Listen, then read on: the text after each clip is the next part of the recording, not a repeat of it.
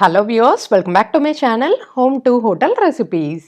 இன்றைக்கி நம்ம இந்த வீடியோவில் ரொம்ப சிம்பிளான ஈஸியான ஒரு சட்னி ரெசிபி பார்க்க போகிறோம். இது வந்து டே டு டே லைஃப்பில் நம்ம அடிக்கடி செய்கிற மாதிரியான சட்னி இது வந்து இட்லி, தோசை, சப்பாத்தி எல்லாத்துக்குமே சைட் டிஷ்ஷாக ரொம்ப நல்லா இருக்குங்க. இது எப்படி செய்கிறதுன்னு பார்ப்போம் வாங்க. அடுப்பில் ஒரு கடாய் வச்சுருக்கேன். இதில் 2 டேபிள் ஸ்பூன் அளவு நல்லெண்ணெய் ஊற்றிக்கலாம். வீட்டில் இருக்க பெரிய ஸ்பூனில் எடுத்துக்கோங்க. 2 டேபிள் ஸ்பூன் சொல்கிறேன். நல்லா எண்ணெய் காஞ்சதுக்கப்புறமா 1/2 டீஸ்பூன் அளவு கடுகு நல்லா வெடிக்கணும். இப்போ நல்லா வெடிச்சிருச்சு. இதுக்கு அடுத்தது 1 டீஸ்பூன் அளவு உளுந்தம்பருப்பு எப்போவுமே நம்ம கலர் சேஞ்ச் ஆகிற வரைக்கும் வதக்கணும். இப்போ கலர் சேஞ்ச் ஆயிடுச்சு பாருங்கள். இதுக்கு அடுத்தது காஞ்ச மிளகாய் 4 கிள்ளி போட்டிருக்கேன்.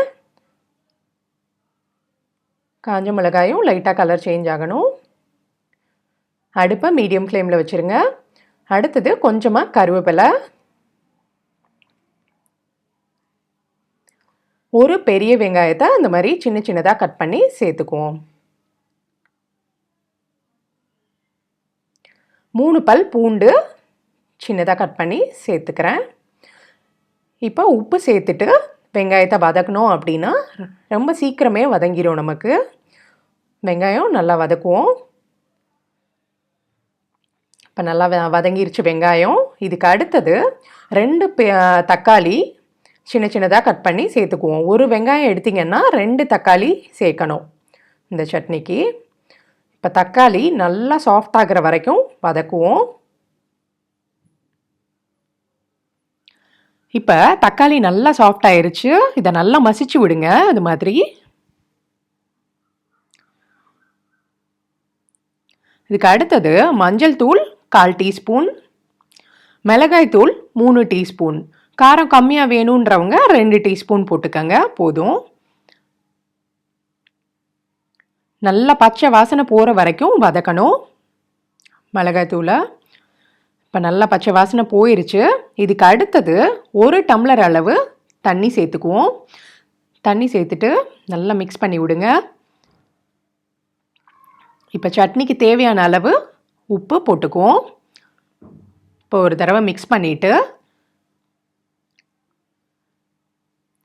பேனை மூடி போட்டுருவோம். மூடி போட்டு ஒரு 5 நிமிஷம் மீடியம் ஃப்ளேமில் விட்டுருங்க. நல்லா கொதித்து வற்றணும். இப்போ 5 நிமிஷம் ஆயிடுச்சு. இப்போ நல்லா எண்ணெய் மேலே மிதந்து வந்து சட்னியும் கொஞ்சம் திக்காயிருச்சு பாருங்கள். இப்போ லாஸ்ட்டாக ஒரே ஒரு டேபிள் ஸ்பூன் அளவு நல்லெண்ணெய் விட்டுக்குவோம். விட்டுட்டு அடுப்பை ஆஃப் பண்ணிடலாம். இப்போ நமக்கு நல்ல டேஸ்டியான தக்காளி சட்னி ரெடி ஆயிடுச்சு. இதை வந்து செட்டிநாட்டில் டாங்கர் சட்னின்னு சொல்லுவாங்க. செட்டிநாட்டு வெள்ளை பணியாரத்துக்கு சைட் டிஷ்ஷாக இது வைப்பாங்க. ஒன்று இது வைப்பாங்க, அப்படி இல்லைன்னா கார சட்னி, செட்டிநாடு கார சட்னி வைப்பாங்க. அதுவும் நல்லாயிருக்கும். அந்த வீடியோவும் போட்டிருக்கேன், போய் பார்த்துக்கோங்க. இது வந்து இந்த சட்னி வந்து இட்லி, தோசை, சப்பாத்தி, இடியப்பம் எல்லாத்துக்குமே நல்லா சூப்பராக காரசாரமாக இருக்குங்க. எல்லோரும் ட்ரை பண்ணி பாருங்கள், உங்களுக்கு ரொம்ப பிடிக்கும். எப்படி வந்ததுன்னு கமெண்ட் பண்ணுங்கள் எனக்கு. இந்த வீடியோ உங்களுக்கு பிடிச்சிருக்கும்னு நினைக்கிறேன். பிடிச்சிருந்தா லைக் பண்ணுங்கள்.